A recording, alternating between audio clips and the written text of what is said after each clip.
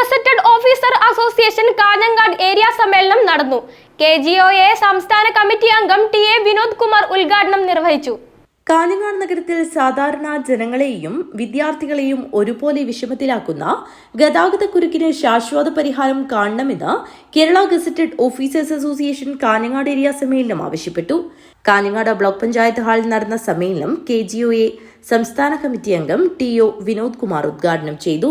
അത്തരമൊരു സിവിൽ സർവീസിൽ 70 വയസ്സ് പൂർത്തിയാവുന്ന കേരളത്തിൽ 60 വർഷക്കാലവും ഈ സിവിൽ സർവീസിനെ മുന്നോട്ട് നയിക്കാൻ, ജീവനക്കാരെ മുന്നോട്ട് നയിക്കാൻ ഇടപെട്ട ഒരു സംഘടനയുടെ പ്രവർത്തകർ എന്നുള്ളതിൽ നമുക്കെല്ലാം അഭിമാനിക്കാനുള്ള കാര്യവുമാണ്.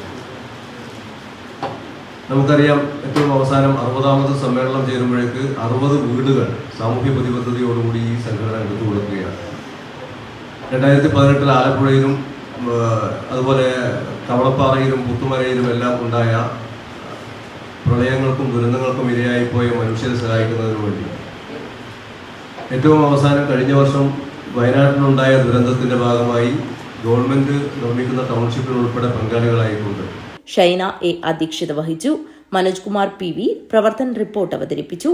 സംസ്ഥാന കമ്മിറ്റി അംഗം സുമ DL, ജില്ലാ പ്രസിഡന്റ് മധു കരിമ്പിൽ, ജില്ലാ treasurer PK Balakrishnan, joint secretary Rameshan Kolikkara, ജില്ലാ വൈസ് പ്രസിഡന്റുമാരായ വൈശാഖ് ബാലൻ, ആർജിത PV, ജില്ലാ സെക്രട്ടേറിയറ്റ് അംഗം doctor Vikram Krishnan, doctor Sumesh, doctor Anoop PP, Arjun Balachandran, Baiju K, Kavitha എന്നിവർ സംസാരിച്ചു.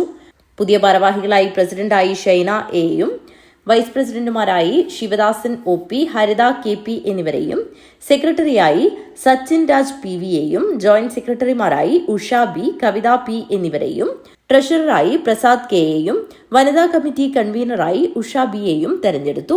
News bureau, Kanhangad.